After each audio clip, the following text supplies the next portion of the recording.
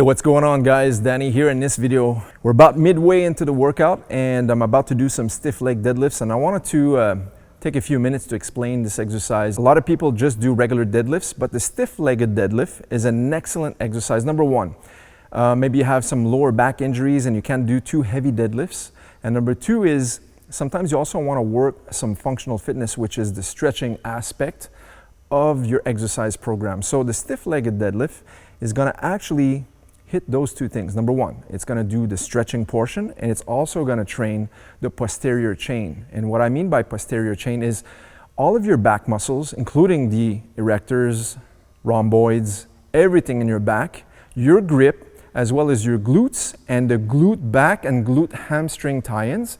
And if done correctly, you'll even feel it a little bit in your calves, okay? So the whole back side of your body, all of those muscles are being worked when we do the stiff leg deadlift, okay? So sometimes it's also referred to as the Romanian deadlift, all right? So the only difference between this and that is, of course, on a stiff leg, you won't use as much weight as you do on a regular style deadlift, but the stiff-legged deadlift, you're not gonna bend your knees. You're not gonna squat down to pick up the bar off the floor and pull it up.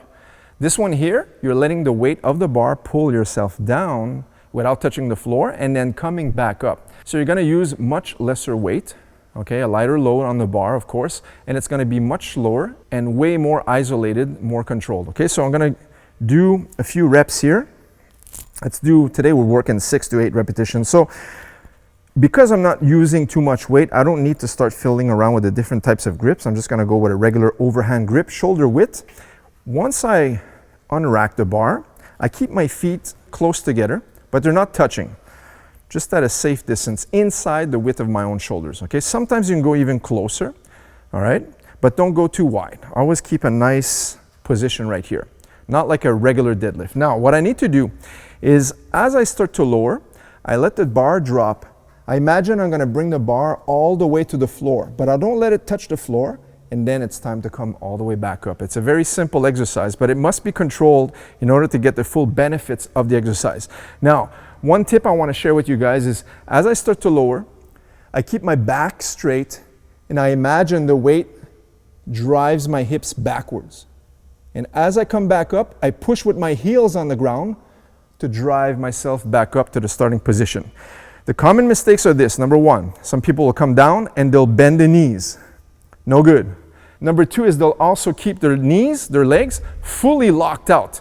All right, so it's hard to see with big pants on, but fully locked out. And this is really bad because number one, it's gonna rock all of your weight on your heels, and number two, it's gonna raise your toes, obviously, but it's also not good for your knees. So what we need to do now is keep a soft knee, slightly bent, and now imagine that there's a wall behind you, and you're using your buttocks to push backwards. See, I imagine I wanna touch the wall with my butt, and then I come back up, driving off my heels on the ground, all right? Let's do 1, and 2, and 3. See that stretch. And 4, and 5, and 6, 7, one more, 8. And then just rack it. Very efficient exercise. I like to combine this with the bent over row, the barbell bent over row that I've talked about before. And this is the next exercise we're gonna do. So I'm just gonna, for the purpose of the video, show you the bent over row is from here, get a 5-finger grip around the bar, bend your knees this time, but now just roll to your belly button and come back down. Roll and come back down.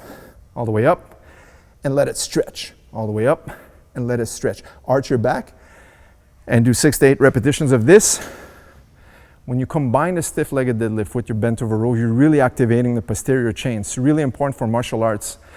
Any types of sports, if you're an athlete, you want to always focus your training sessions on posterior chain movements, okay? So that's the tip for today.